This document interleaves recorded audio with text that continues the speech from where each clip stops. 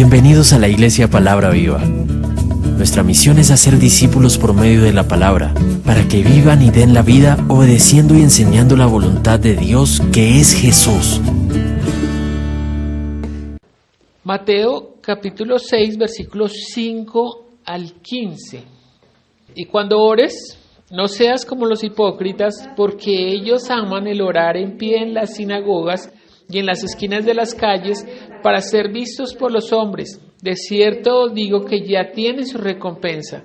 Mas tú, cuando ores, entra en tu aposento y cerrada la puerta, ora a tu Padre que está en lo secreto, y tu Padre que ve en secreto te recompensará en público. Llorando, no uses vanas repeticiones como los gentiles que piensan que por su palabrería serán oídos. No os hagáis pues semejantes a ellos, porque vuestro Padre sabe qué cosas tenéis necesidad antes que vosotros le pidáis. Vosotros pues oraréis así: Padre nuestro que estás en los cielos, santificado sea tu nombre. Venga tu reino, hágase tu voluntad como en el cielo, así también en la tierra. El pan nuestro de cada día, dánoslo hoy, y perdónanos nuestras deudas, como también nosotros perdonamos a nuestros deudores, y no nos metas en tentación, mas líbranos del mal, porque tuyo es el reino, y el poder y la gloria, por todos los siglos. Amén. Porque si perdonáis a los hombres sus ofensas, os perdonará también a vosotros vuestro Padre Celestial.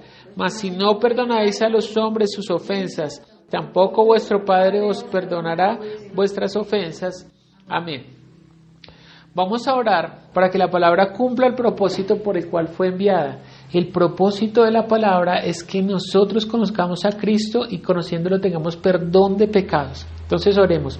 Padre Celestial, te damos gracias por tu palabra, Señor, que nos ha dado a conocer toda tu voluntad, Señor. Hoy nos presentamos delante de ti, reconociendo que es por medio de tu palabra que nosotros podemos tener la vida, conociendo a tu Hijo Jesucristo, quien tiene el poder y la potestad de perdonar nuestros pecados, Señor. Entonces, ahora nos podemos presentar delante de ti, Señor, justificados por la sangre de tu Hijo, como si nunca hubiéramos pecado, Padre. Gracias. Gracias por el privilegio, Señor, de presentarnos limpios. Y ahora tú nos haces y nos constituyes hijos y coherederos conjuntamente con Jesucristo. Gracias, Señor, te damos. Ayúdanos en esta mañana, Señor, que yo no me aparte, sino que solo dé a conocer lo que tú nos has dado por medio de tu palabra, Señor. Ayúdanos, Señor, ayúdanos a permanecer. Ayúdanos a ser atalaya, Señor, y a mostrar el camino que tú nos has enseñado. En el nombre de Cristo Jesús. Amén. Puede sentarse. Nosotros como iglesia, pues debemos tener un sentido cuando pertenecemos a ella. ¿Para dónde es la dirección que va la iglesia? ¿Cuál es el sentido de pertenecer a una congregación? ¿O de hacernos sus discípulos? ¿O de seguirlo? Pues eso debe tener un sentido. Y eso es lo que vamos a tratar de mirar hoy, porque nosotros encontramos ese propósito dentro de la voluntad de Dios. Y el Padre nuestro nos está ayudando a entender la voluntad de Dios. Y para eso vamos a aprender que Dios es santo. Miren lo que dice Isaías, capítulo 6, versículo 1 al 15. Dice: en el año que murió el rey Usías, vi yo al Señor sentado sobre un trono, alto y sublime, y sus faldas llenaban el templo. Por encima de él habían serafines, cada uno tenía 6 alas, con 2 cubrían su rostro, con 2 cubrían sus pies, y con 2 volaban. Y uno al otro daba voces diciendo: Santo, Santo, Santo, Jehová de los ejércitos, toda la tierra está llena de su gloria. Y los quiciales de las puertas se estremecieron con la voz que clamaba, y la casa se llenó de humo. Entonces dije: ay de mí, yo soy muerto, porque siendo hombre inmundo de labios y habitando en medio del pueblo que tiene labios inmundos, han visto mis ojos al Rey, Jehová de los ejércitos.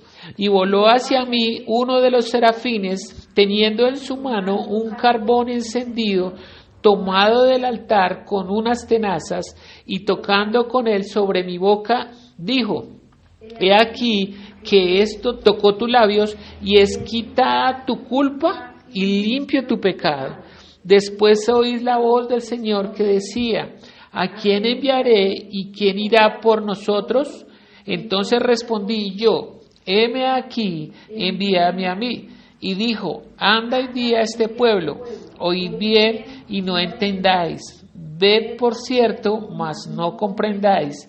Engruesa el corazón de este pueblo y agrava sus oídos y ciega sus ojos para que no vea con sus ojos, ni oiga con sus oídos, ni su corazón entienda, ni se convierta y haya para él sanidad. Y yo dije, ¿hasta cuándo, Señor? Y respondió él, hasta que las ciudades estén asoladas y sin morador, y no haya hombre en las casas, y la tierra esté hecha un desierto, hasta que Jehová haya echado lejos a los hombres y multiplicado los lugares abandonados en medio de la tierra. Y si quedare aún en ella la 10ª parte, ésta volverá a ser destruida, pero como el roble y la encina, que al ser cortados aún queda el tronco, así será el tronco, la simiente santa. Amén. Esta porción tiene un contenido espiritual muy alto, pero lo que estamos aprendiendo de Dios es que Dios es santo. Este capítulo está marcando el inicio del ministerio de Isaías como profeta. Sí, dice que, y lo marca con una fecha, dice que en el año que murió el rey Usías, o sea, en ese año el profeta Isaías va a empezar su ministerio y él va a tener una visión donde ve al Señor y por encima del Señor hay unos querubines que están, ¿qué es lo que ellos cantan? Santo, santo, santo. Santo, santo, santo. Y no le dicen solamente santo, sino cuántas veces le dicen santo. 3 veces santo. ¿Por qué será que Dios es 3 veces santo? Por sus manifestaciones de Padre, Hijo y Espíritu Santo. Claro, lo vimos la semana pasada, que de Dios, a pesar de que es uno, manifestó 3 voluntades. Y ahí estamos viendo que por eso es 3 veces santo, porque cada una de sus voluntades está cumpliendo un propósito eterno dentro de la voluntad de Dios. Ser santo, ¿qué significará entonces ser santo desde la perspectiva de Dios? Hay una herramienta que está colgada en nuestra página, que se llama el Is Word. ¿Por qué esa herramienta es tan poderosa? Porque a veces uno se para aquí y dice, bueno, santo viene del vocablo hebreo Godesh.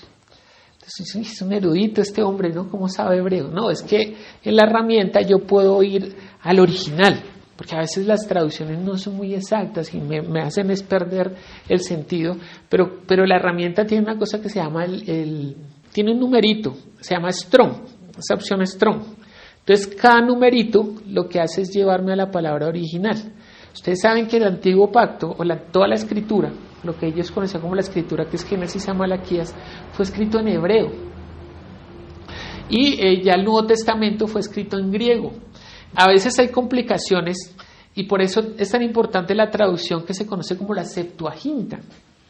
Porque la Septuaginta lo que hizo fue coger las Escrituras y traducirlas hacia el griego. Y es que resulta que cuando uno mira la palabra santo en el Antiguo Pacto, en hebreo es Godesh. Y eso muestra o señala una perfección, la majestad, la justicia, la exclusividad, el ser único y absoluto que está apartado de todo. Entonces está haciendo referencia ¿a quién? A Dios. Porque de Él proviene la santidad, porque Él es santo. Entonces, lo que estamos aprendiendo es que al ser Dios eterno, exclusivo, absoluto, majestuoso, lleno de justicia, que está apartado de todo, entonces Él es santo. En el Antiguo Pacto, ese vocablo está mostrando la santidad, de donde proviene la santidad, del ser que puede dar la santidad. Pero en el Nuevo Pacto ya cambia el griego, ahorita lo vamos a ver, y está mostrando es quien recibe la santidad. Como Él es santo, o sea que está apartado de todo, que tiene majestad, y nosotros al acercarnos a Él y al conocerlo fuimos santificados, o sea como que fuimos tocados o recibimos esa santidad. ¿Cómo fuimos nosotros santificados? Pues nosotros fuimos santificados al ser apartados, al ser limpios, para el propósito para el cual nosotros fuimos creados. Es que como el concepto se deformó, Sí, porque si uno le pregunta a una persona, bueno, defíname quién es una persona santa, pues ¿qué es lo que le va a decir? Pues ¿quién es santo? Pues la persona santa es la que se viste de determinada manera, que utiliza un lenguaje agradable, amable, que no bebe, ¿cierto? Que trata bien a los demás, que tiene un comportamiento o una moral determinada, entonces esa persona es santa. En estos días se están santificando a la Madre. La van a canonizar y la van a nombrar santa. Pero eso es la deformación total del conocimiento de la palabra santidad. Es que nosotros fuimos primero limpiados y rescatados y traídos para un propósito. O sea que fuimos apartados. Esa sería como la definición más exacta de la palabra santo. Y es que en el griego, o sea, ya en el Nuevo Pacto, la palabra santo viene de un vocablo griego que se diría como agios, que es cumplir el propósito para el cual me sacó. Pero sí es que a veces cuando uno no tiene claro el concepto y a uno le habla la Escritura, pues uno inmediatamente deforma la idea, porque uno se va es por el conocimiento que yo tengo. Entonces yo como lo asocio. Siempre estamos asociando algo a algo para entender, para poder sostener esa idea. Entonces cuando nosotros tenemos conceptos cerrados y asociamos, pues ahí nos estamos confundiendo más. Y es lo que está diciendo Isaías ahí, ¿no? Le va a decir a Isaías que lo va a rescatar para que él le hable a la gente, pero la gente no oiga, para que no vean. Y entonces dice, pero ¿hasta cuándo, Señor? Hasta que sucedan unas cosas, porque después de eso va a venir una simiente. ¿De qué está hablando eso? Pues que todo lo en el antiguo pacto no era claro para ellos. Ellos no entendían de qué se trataba todo eso, pero cuando venga la simiente nos revelará todas esas cosas. Sí, por eso Jesús lo hizo muy fácil. Nos lo tradujo a nuestro nivel, a nuestro pensamiento, con un lenguaje que fuera entendible. ¿Pero para quiénes? Porque hablaba Jesús por parábolas. Para que el que quisiera entender, entendiera. Y el que no quiere entender, se confunda más. Porque dicen, ay, el Señor hablaba por parábolas para que todos entendieran. No, depende del corazón que tuviera el que se acercaba. Entonces, cuando nosotros somos rescatados, somos santificados, entonces nos constituimos en la iglesia. Eclesia está constituido por dos palabras. La primera es una preposición que es ek, que quiere decir ir en una dirección, pero la dirección es hacia afuera, ir hacia afuera. Y la otra que es kaleo, de donde viene la palabra eclesia, kaleo, que es llamar en voz alta. Entonces, si unimos esos dos, es llamado en voz alta para ir afuera. ¿Quién es la iglesia? Los llamados a ir afuera. Pero ya no es cualquiera, sino el que es limpiado por el Señor. Mire que lo que estábamos viendo ahorita en Isaías, dice que él tuvo una visión, porque ese es el inicio del ministerio profético de Isaías. Cuando el Señor entró a la sinagoga y va a empezar su ministerio también, toma el rollo. ¿Qué rollo tomó? El de Isaías. Tomó el rollo de Isaías, ¿cierto? Y lo abre y dice, va a leer esa manifestación. El Espíritu está sobre mí, porque ¿él quién es? El ungido, el Cristo, para darles buenas nuevas a ustedes de salvación. Entonces, tiene la visión, la manifestación de Dios mismo de una manera gloriosa, donde los querubines están diciendo que Él es santo. Y sucede algo especial ahí, y es que cuando Él ve la majestad, la santidad de Dios versus su santidad, ¿qué dijo? Mire lo que dice el versículo 5. Entonces dije, ¿ay de mí que qué? Que soy muerto. ¿Qué reconoció Él cuando vio la majestad de Dios? Que estaba muerto espiritualmente, que no hay manera de tener la comunión con Dios. O sea, con su condición, a pesar de que ya había sido apartado para ser profeta, pero para ser usado por Dios tenía que ser santo. Y no podía por su condición, porque su condición era de muerte. Lo primero que va a hacer es que tiene que entender de dónde fue sacado. ¿Cuál es su condición espiritual? Es lo primero que nosotros tenemos que mirar. Mire lo que dice Efesios capítulo 2. El tema de la predicación de hoy es: reciba el perdón de pecados. porque estamos viendo la parte donde dice el Padre Nuestro y perdona nuestras deudas, como nosotros perdonamos a nuestros deudores. Entonces vamos a leer Efesios 2, dice: y Él os dio vida a vosotros cuando estabais muertos en vuestros delitos y pecados, en los cuales anduvisteis en otro tiempo, siguiendo la corriente de este mundo, conforme al príncipe de la potestad del aire, el espíritu que ahora opera en los hijos de desobediencia, entre los cuales también todos nosotros vivimos en otro tiempo, en los deseos de nuestra carne, haciendo la voluntad de la carne y de los pensamientos, y éramos por naturaleza hijos de ira, lo mismo que los demás. Pero Dios, que es rico en misericordia, por su gran amor con que nos amó, y aun estando nosotros muertos en nuestros delitos y pecados, nos dio vida juntamente con Cristo. Por gracia sois salvos. Y juntamente con Él nos resucitó y asimismo nos hizo sentar en los lugares celestiales con Cristo Jesús, para mostrar en los siglos venideros las abundantes riquezas de su gracia en su bondad para con nosotros en Cristo Jesús. Porque por gracia sois salvos por medio de la fe. Esto no de vosotros, pues es don de Dios, no por obras, para que nadie se gloríe, porque somos hechura suya, creados en Cristo Jesús para buenas obras, las cuales Dios preparó de antemano para que anduviésemos en ellas. ¿Se fijan que no era que nosotros reconocimos la condición cuando fuimos confrontados contra la santidad de Dios? Para eso era efectiva la ley. Ese es el objetivo de la ley en nosotros, que cuando nosotros miramos por las obras de la ley es que nosotros nos creíamos santos, porque era el concepto errado que teníamos. ¿Quién era santo? El que cumple la ley.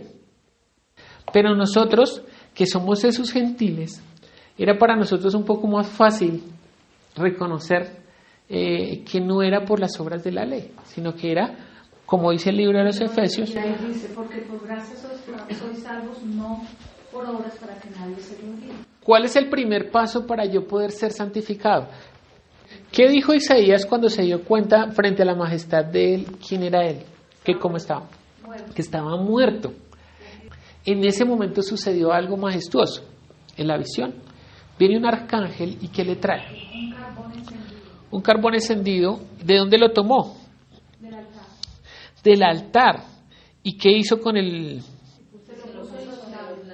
En los labios. ¿Y qué dice después de que toca sus labios? Mira lo que dice el versículo 7. He aquí que esto tocó tus labios, y es quitada tu culpa, limpio tu pecado. ¿Le quitó qué? La culpa. ¿Y cómo le quitó la culpa? Porque fue limpio de pecado. ¿Cuándo uno no tiene culpa? Mire, hasta los perritos, cuando yo llego a la casa y hemos dejado mucho tiempo a Bobby, entonces él hace cosas malas porque se siente solo, ¿no? Pero él sabe. ¿Qué hace que cuando nosotros, Bobby, cuando no tiene culpa, entonces sale, ¿no? Y le ponen los pies acá y salta y todo, porque no hizo ningún mal. Pero cuando hizo algo, uno entra. ¿Qué se hizo Bobby? Estaba por abajo en una cama. Muestra a ver qué hizo. ¿Qué mostró? Porque él sintió culpa. Porque tenía su pecado.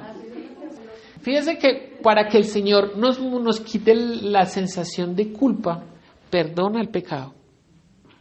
Cuando venimos a la iglesia, ¿cómo debemos entrar? ¿Así con la colita metida entre? No, porque nos quitó la culpa. Pero para quitar la culpa debemos reconocer que ya perdonó nuestros pecados. Eso fue lo que hizo el arcángel con Isaías. Porque primero dice que es quitada tu culpa porque limpió tu pecado. Limpió su pecado. Y esa forma de quitar, de tomar del trono y traer al hombre y tocar sus labios es un tipo de Jesucristo. Que Él se despojó de ese altar, se vino y se hizo semejante a nosotros y tocó nuestros labios. Mire lo que dice Primera de Juan, capítulo 1, versículo 9. Pero si confesamos nuestros pecados, podemos confiar en que Dios hará lo que es justo, nos perdonará nuestros pecados y nos limpiará de toda maldad. Si confesamos nuestro pecado, Él es fiel y justo. ¿Para qué? Perdonar nuestros pecados. ¿Qué representa eso en Isaías? Cuando Él dice yo soy un pecador, estoy muerto en pecado, lo está reconociendo y luego viene el perdón, lo limpia a través de esa brasa que viene y lo toca. Esa es la parte que es difícil para el hombre. Cuando vino el Señor, los fariseos, ¿por qué se ofendieron? Porque creían que el Mesías tenía que venir a ellos, que era bueno. El Señor tiene que venir a mí, a rendirme culto a mí, porque no que yo soy fariseo. A enaltecerme, pero no, resulta que es al revés. Que cuando miramos su majestad y nos encontramos frente a frente, nos damos cuenta que nosotros estamos en indigencia, que no somos dignos de nada. Y más bien su misericordia, esa fue su misericordia, que nosotros siendo pecadores, Él nos perdonó y nos hizo dignos de estar en su presencia. Miren lo que dice Juan, el Evangelio de Juan, capítulo 1, verso 29. El siguiente día vino Juan a Jesús, que venía a él, y dijo: He aquí el Cordero de Dios, que quita el pecado del mundo. En Jesús es que está el perdón de los pecados cuando podemos reconocerlo. Por eso dice que este pasaje de Isaías es sombra de lo que Jesucristo hizo por medio del sacrificio de la muerte, del derramamiento de la sangre, para que nosotros pudiéramos ser santificados. Entonces, el primer paso, reconocer. El segundo paso, confesar, para ser limpiados, para poder ser santificados. Pero, ¿qué es esa muerte espiritual o qué es lo que nos está separando de esa santidad o de ese propósito eterno? Normalmente las personas relacionan la muerte, cuando uno le dice: es que usted está muerto, y dice: no, yo no estoy muerto, porque lo relacionan con la muerte física, y todo está girando en torno a su vida física. Dicen que cuando mueran, entonces que los cremen o que hagan algo, ¿sí? Están pensando en estas cosas de este mundo, solo se preocupan por lo que va a pasar con su cuerpo o con la huella que van a dejar. Entonces escriban mi epitafio tal cosa, ¿cierto? Entonces, pero no ese es el sentido la muerte física no es la muerte eterna, es más grave. Esa muerte física que es tan dura, ¿cierto? Porque cuando una persona muere, pues sus familiares sienten un dolor inmenso. Pues es sombra de una muerte que es más terrible. Porque esa muerte, pues para allá todos vamos. Todos estamos destinados a morir físicamente. Pero muerte espiritual es eternamente separados de Dios, eternamente condenado, bajo la ira de Dios. Entonces mucha gente dice: no, pero es que el infierno es acá, esta tierra, lo que estamos sufriendo. ¿Se ha escuchado eso? Para entender que la muerte física y espiritual, mira lo que dice Juan capítulo 1, versos 4 y 5. En él estaba la vida, y la vida era la luz de los hombres. La luz en las tinieblas resplandece, y las tinieblas no prevalecieron contra ella. Ahora lo que dice Juan 3:36. El que cree en el Hijo tiene vida eterna, pero el que rehúsa creer en el Hijo no verá la vida, sino que la vida de Dios está sobre él. Y ahora Juan 5, versículos 39 y 40. Escudriñad las Escrituras, porque a vosotros os parece que en ellas tenéis la vida eterna, y ellas son las que dan testimonio de mí. Y no queréis venir a mí para que tengáis vida. Entonces lo que está mostrando el apóstol Juan, por eso ese libro es tan espiritual, es que está mostrando que en Jesús, ¿qué encontramos, Katy? La vida está en Jesús. Porque nosotros, ¿cómo estábamos? Muertos. Y cuando reconocimos, por eso es tan importante el reconocimiento de nuestra condición. Eso es algo que a uno nunca le dicen. Nunca nos dicen que estamos muertos. ¿Qué ibas a leer de este? Aquí dice: ustedes estudian las Escrituras con mucho cuidado porque esperan encontrar en ellas la vida eterna. Sin embargo, aunque son las Escrituras las que hablan de mí, ustedes no quieren venir a mí para tener esa vida. ¿Te dan cuenta para qué sirven las Escrituras? Porque usaron las Escrituras como un manual para tener la vida. Es que para que usted tenga la vida tiene que portarse así. Entonces, ¿eso qué es? La ley. ¿Sí? Entonces la iglesia legalista está metiendo a la gente en maldición, en muerte, no en vida.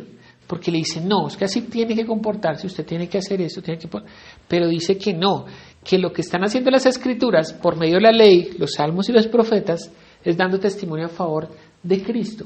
¿Para qué? Para que creyendo Por eso dice el libro de los Efesios, o la carta a los Efesios, porque por fe sois salvos, y eso no es de vosotros, sino es un don de Dios, es un regalo de Dios. ¿Para qué? Para que nadie se gloríe, porque imagínense si fuera por gloria, si fuera por obras, pues seríamos como los fariseos. Pero entonces por eso dice que por medio de la fe el Señor pone en nosotros esas buenas obras que tenemos. Exacto, ya estamos preestablecidos para hacer buenas obras, ya sabemos qué son las buenas obras, que es cumplir un propósito eterno dentro de la iglesia, porque la iglesia es la que está apartada, la que fue llamada afuera, es mostrando, apuntando hacia quién. Ya lo vimos porque tan delicado que Dios se tomara la molestia de dar 23.500 referencias hacia el Cristo en el Antiguo Pacto, para que no haya duda de que Él era. Entonces nosotros no tenemos duda, por eso nosotros tenemos fe. Es que la fe también es otro mal concepto. La fe que nos enseñaron es la fe ciega, la fe dogmática, porque sí, del paso al vacío. Pero la fe que nos enseña la Biblia es certeza, porque cuando uno empieza a acercarse a la Escritura, porque dice que la Escritura está dando testimonio a favor de mí, para que nosotros vayamos a Él sin lugar a dudas. No hay manera de dudar que no era Él. Entonces, sé que estoy muerto, ¿qué tengo que hacer? Cuando uno está enfermo, pues uno ¿qué no hace? ¿Cierto? Dicen, oiga, ¿usted sí sabía que para lo que usted tiene es bueno el aceite de sábila, a base de sábila y no sé qué? ¿Y qué hace? Pues va y gasta, ¿cuánto vale ese aceite? No, vale 300,000, no importa, tráigalo que si me va a curar. Y desesperadamente, si es algo más grave, por ejemplo un cáncer, oiga, esta persona tiene un cáncer terminal, oiga, no sabía que existe no sé qué, tráigalo, por su vida física, pero por su vida espiritual no es más importante, porque pues finalmente hasta el Señor dijo, mire, es mejor que se corte un brazo y entre mocho, o sea, esta carne no importa, pero que entre mocho, pero que se salve. Porque las iglesias, ¿qué están predicando? Están predicando es para esta carne, para este beneficio. Usted viene acá, pero no le están mostrando su condición. Porque su temor no está fundamentado en su pérdida espiritual, sino en las cosas de este mundo. Entonces le importa más las condiciones, la gloria de los hombres, que la gloria de Dios. Por eso el Señor les va a decir, ustedes les importa más la gloria porque ustedes sean gloria los unos de los otros, pero no buscan la gloria de Dios. ¿En qué está la gloria de Dios? En que yo estaba muerto. Y por el perdón de pecados ahora tengo vida. Ese es el Evangelio. El Evangelio ya no se predica así, ya nada es malo, ya nada es pecado. Iglesias cristianas están permitiendo el homosexualismo dentro de las congregaciones porque eso no es malo. Isaías va a empezar a decir, bueno, ¿y hasta cuándo vas a tener misericordia de nosotros? Ahí en el 11, yo dije, ¿hasta cuándo, Señor? Y respondió él, no haya hombre en las casas, la tierra esté hecha un desierto, hasta que Jehová haya echado lejos a los hombres y multiplicado los lugares abandonados en medio de la tierra. Y si quedara aún en ella, y si aún quedara en ella la 10ª parte, esta volverá a ser destruida. Pero como el roble y la encina, que al ser cortados, aún queda el tronco, así será el tronco, la simiente santa. Es cuando venga la simiente, o sea, Jesús es la simiente santa. Entonces volverá a la vida. Es que todos nosotros nacimos muertos, somos inmundos. Mire lo que dice el Salmo 51, versículo 5. He aquí en maldad he sido formado y en pecado me concibió mi madre. ¿Cuándo se dio la condición de que yo soy muerto espiritualmente? Nací muerto. Entonces, a pesar de que el bebé es muy bonito y todo, está muerto. Pero ojo, porque es que nosotros estamos aprendiendo hoy, perdona nuestras deudas como nosotros perdonamos a nuestros deudores. Como la condición, eso está mostrando un sentido de la predicación. Porque es que las iglesias que predican que son legalistas, entonces lo acusan. Lo empiezan a acusar, es que usted es malo, mire que le muestra la condición, pero no le dicen que está muerto espiritualmente, sino que si viene a la congregación y se porta como ellos se portan, entonces sí va a ser digno de... ¿sí? Entonces sí que es otra condición errada. Entonces mi condición de predicación es de perdón. Es que mire, por ejemplo cuando uno es joven y entonces la mamá le dice, mijo, estoy viejísimo. Cuando estábamos más joven, entonces, ¿qué le decía uno el papá? No se quede hasta las 3 de la mañana, llegue temprano. Y entonces uno, Todos los amigos, no, que se va para la casa, camine, vamos y nos tomamos. Y cuando se da cuenta a las 5 de la mañana. Y uno llega a la casa y ¿qué está esperando de los papás?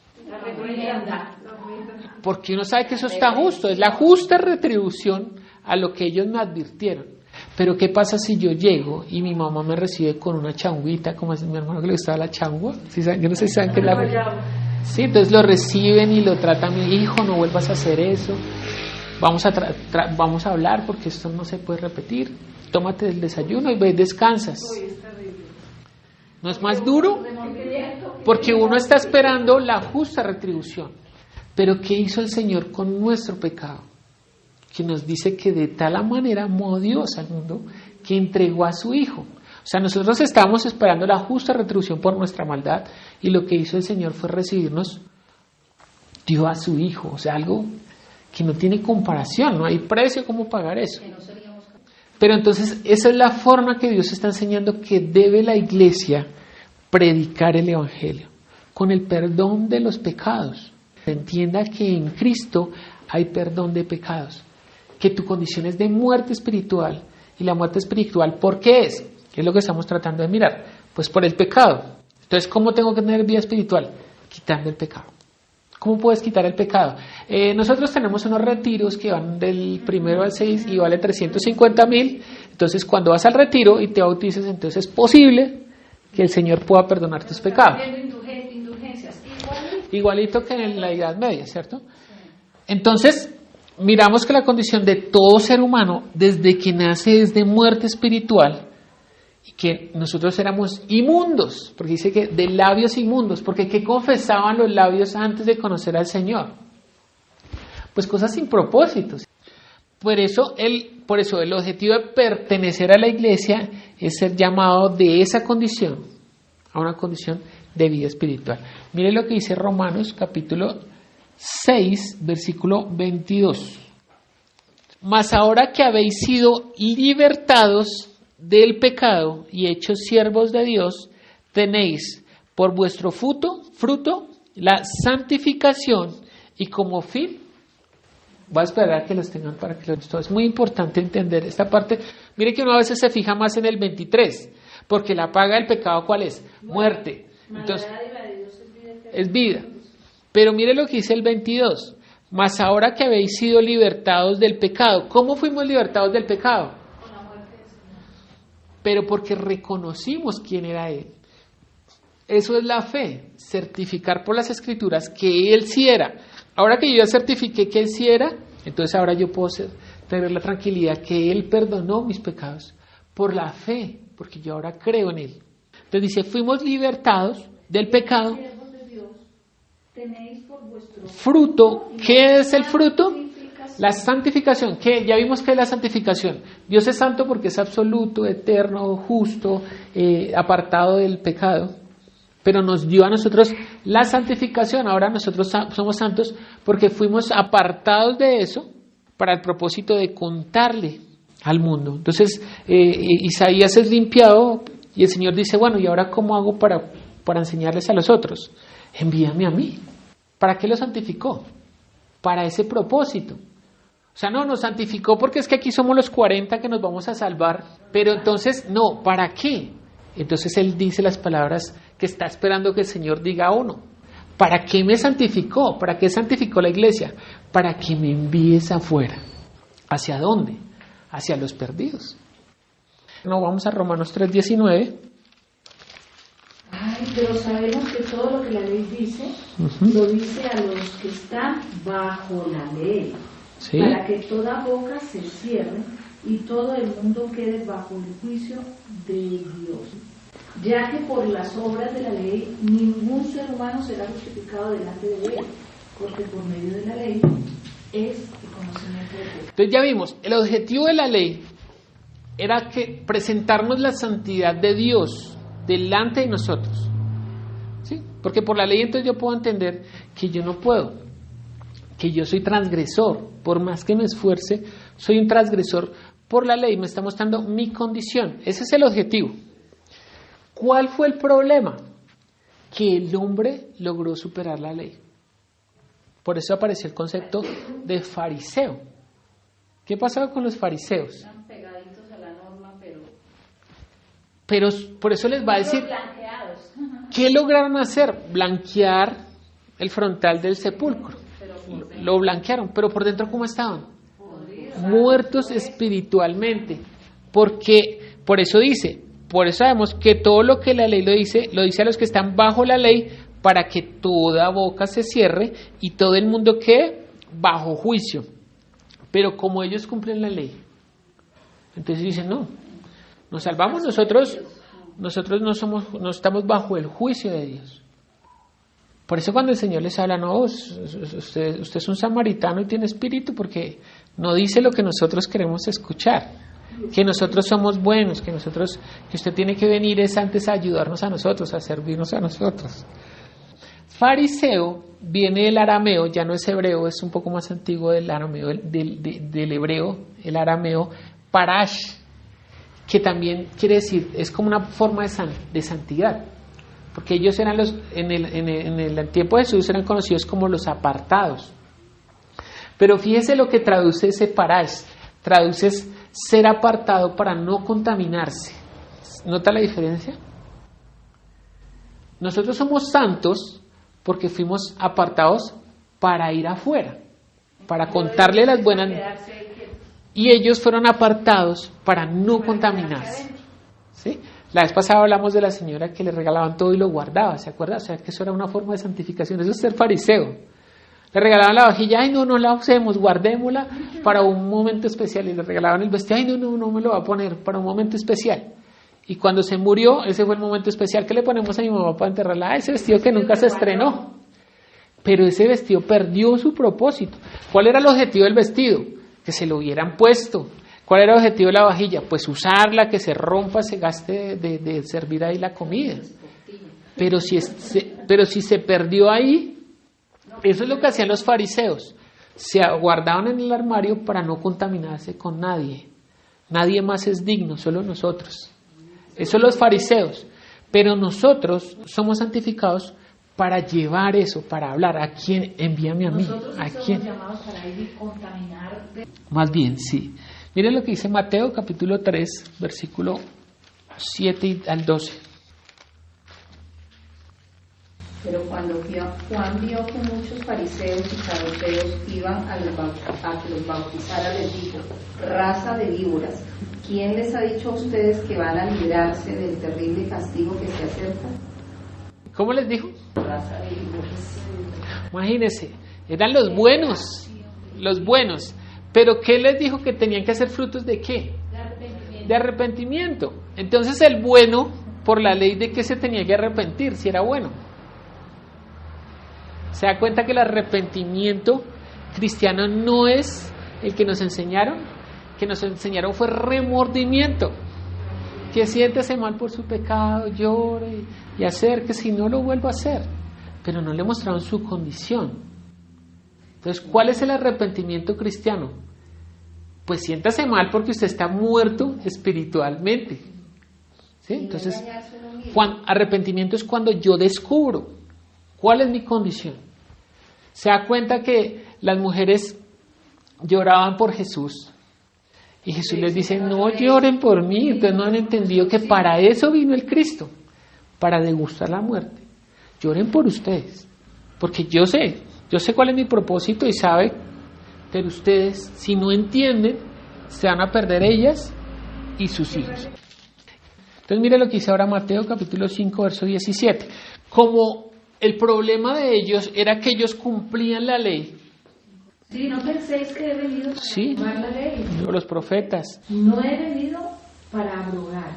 ¿Sino para qué? Para cumplir. Entonces no es que no, ya quitó la ley. Aquí dice para cumplir su verdadero significado, a darle su verdadero significado. El verdadero significado de la ley, que el único que cumplió la ley de forma agradable para Dios fue el Cristo.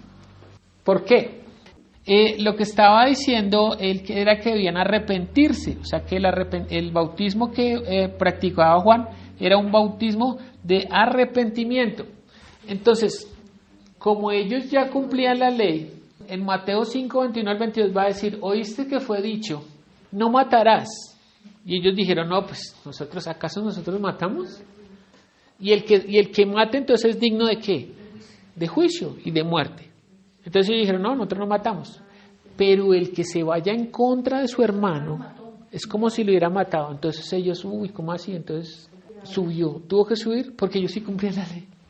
Entonces le toca subirle los requisitos, decirle no. Entonces si usted mira, oíste que fue dicho que si te metes con otra mujer, entonces entras en adulterio y serás castigado y eso, pero yo les digo que solo con el pensamiento, ya. O sea, si la miró, ¿quién de ellos podía decir no?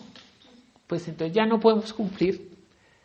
Y dice la Escritura que si incumples uno, ellos sabían, si incumplo uno es como si incumpliera toda la ley.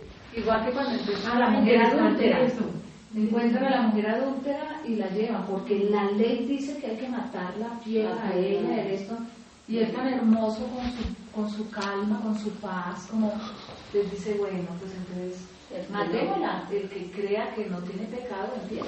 Jesús nos mostró esa condición, pero por medio de su amor. Fíjese que no, ni yo te condeno, esas son las palabras claves del Evangelio. La mujer fue hallada en el acto mismo del adulterio, entonces ya ellos sabían, no, ya venían listos para matarla con piedra. Y empezó a escribir en el piso. Y después se levanta, le dice a ella, ¿dónde están los que te acusan? Ninguno podía acusarla, ¿por qué? Porque ellos tuvieron el sentimiento de culpa. Ninguno de ellos había sido limpiado de su pecado. Porque ellos creían que era por la ley, pero como Jesús subió los requisitos, ¿quién podía? ¿Quién podía acusarla? Ninguno. Y el que podía acusarla le dice, ni yo te condeno. Vete y no peques más. Mire lo que dice Lucas, capítulo 24, versículo 46 y 47. Dice, y les dijo, así está escrito, y así fue necesario que el Cristo padeciere y resucitase de los muertos al tercer día, y que se predicase en su nombre el arrepentimiento y el perdón de pecados en todas las naciones, comenzando desde Jerusalén.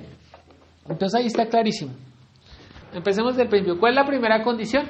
Que yo reconozca mi indigencia, mi muerte espiritual. Ahora yo sé, estoy muerto, Señor, sí, yo sé, ya lo entendí. Frente a ti, yo estoy muerto en mis delitos y mis pecados, como dijo Isaías. Ahora, ¿qué tengo que hacer? ¿Qué tengo que hacer? Arrepiéntase. ¿Pero cuál es el arrepentimiento? ¿El remordimiento?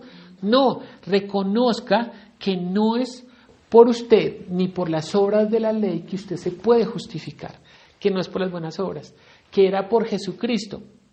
Ahora que entiendo que en Jesucristo hay perdón de pecados.